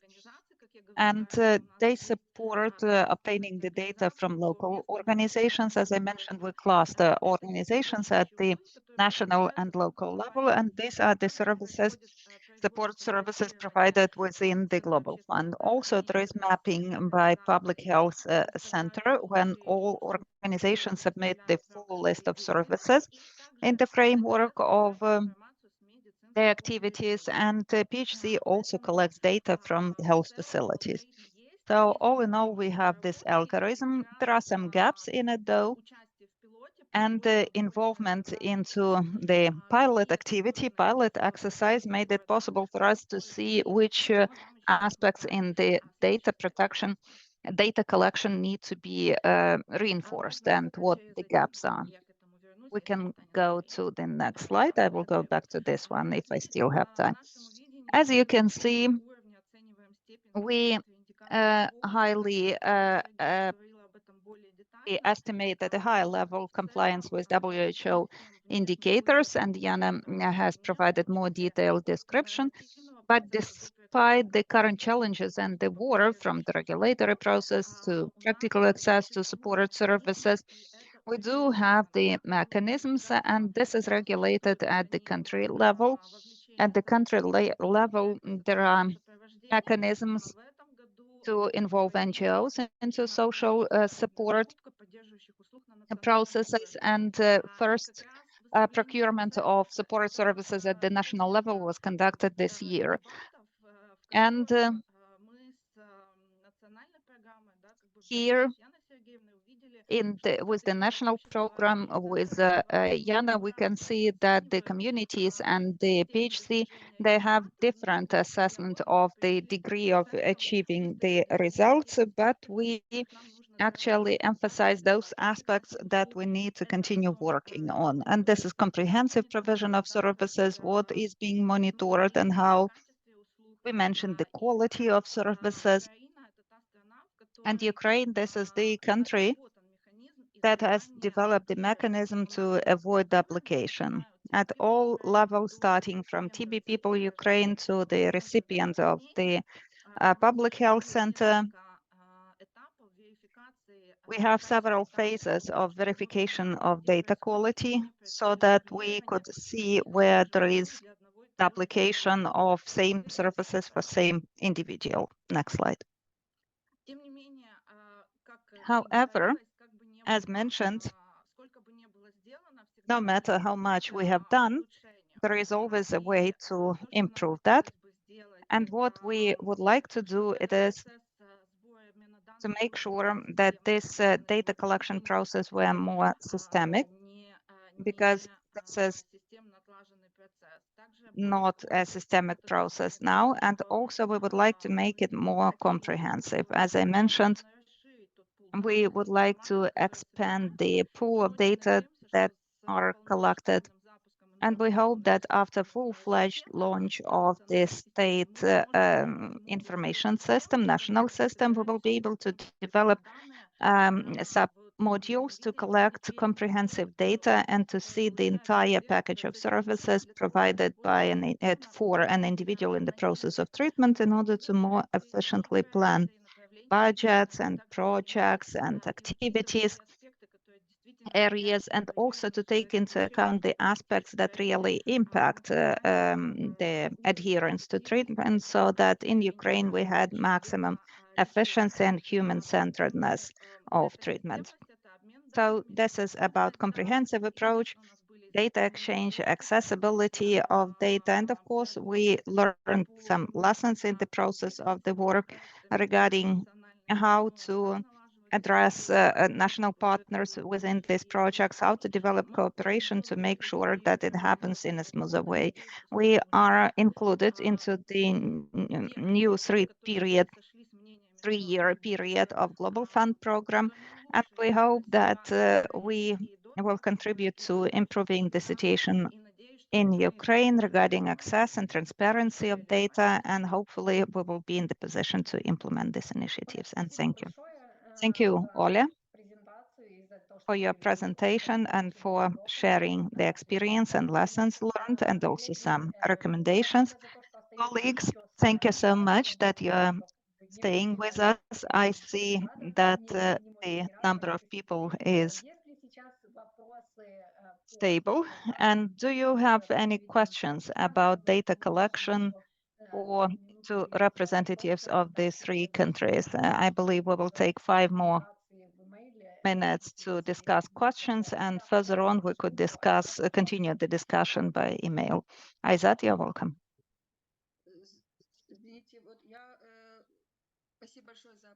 Thank you so much for your presentation. It's very interesting from all the countries. Us as a technical organization, well, I only have this question about indicator number 3. They share the proportion of cases detected with CSOs and NGOs. So my suggestion would be this, that we have a high burden of MDI-TB. So it would be good to take into account detection and diagnosis of MDI-TB as well, because now we are implementing a new sequencing methodology, and maybe there will be patients diagnosed with TB, but they would be underdiagnosed for MDI-TB. But after this new method of diagnostic will be implemented, hopefully we will be in a better position to detect MDI-TB cases. So it would be good to include that into the reporting system as well. Thank you for your suggestion. And if you have any other questions from the audience? Okay, then, colleagues, I would like to very quickly go back to Kyrgyzstan and to this breakthrough where now in the system it is possible to register where the client comes from, who they are referred by. So maybe you could share some experience. How did you manage that? Well, I could start. In the course of all of these meetings and discussions, we address this question, how to track that, because partners and donor organizations, they shared information about how to verify. So Nestan mentioned non-verified. It means that it was not possible to identify them based on the database. So there was this suggestion at the level of the National Center. They talked to their IT team and they suggested adding these buttons. And currently, we have had a number of online meetings to raise awareness of the organizations, but the main challenge is about that at the primary care level, not everybody fills in the electronic forms. So it is important that people who are case managers and social workers representing CSOs and providing services, it would be important to interact at the primary care level so that it were marked by them. Because for them, this is, of course, additional burden to indicate the services, even though in the course of mapping, we indicate that and we have the standard list of the services provided, so they just need to tick the box.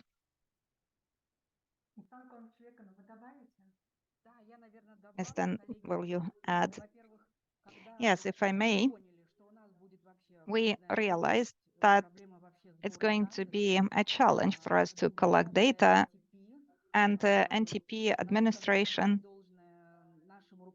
well, here we are grateful to our managers who accepted this pilot initiative, and they worked hard. They worked very seriously with international partners. There was a big meeting where it was necessary for us to prove all of that. There were meetings with their IT experts, and there, of course, it was about this kind of collaboration, interaction of international partner and NTP. We could hear each other. We were supported. They helped us to launch this functionality. Well, this is how I could comment on that. By and by, we see the results. As Natalia has said, for the first time, our country has announced the competition for CSOs, for project proposals, and we've received some applications from NGOs, and we have the winners. And for the first time, the state funds these initiatives within the TB program. And here we can see how these functionalities operate. We see how day to day we see new NGO names, and they indicate which services and activities they are implementing. But this is just the start of it, of course. And we will see the result later. Thank you so much. Thank you. Colleagues, we do believe that this pilot initiative, as Nestan mentioned, this is about the dialogue and developing trustful dialogue between NTP and CSOs. And this pilot initiative has stimulated the significant results as in Kyrgyzstan, as we have discussed. And we hope that in other countries, not only those that have participated in the pilot exercise, but in other countries as well, that all of us together will be able to achieve the same results and show significant meaningful engagement of CSOs and make sure that this data are collected on a routine basis. And then we don't need to prove efficiency of the engagement. And I believe that here we once again express gratitude to you. Thank you for being with us, and sorry for the technical issues that we encountered in the process. but we managed to move on. And again, we will share with you all the results and outputs of this meeting, the recording, presentations. If you have any further questions, please send them to us. We are grateful to the countries that have participated in the pilot project, and have a good end of today. Thank you for spending the first half of the day with us. Thank you for the opportunity.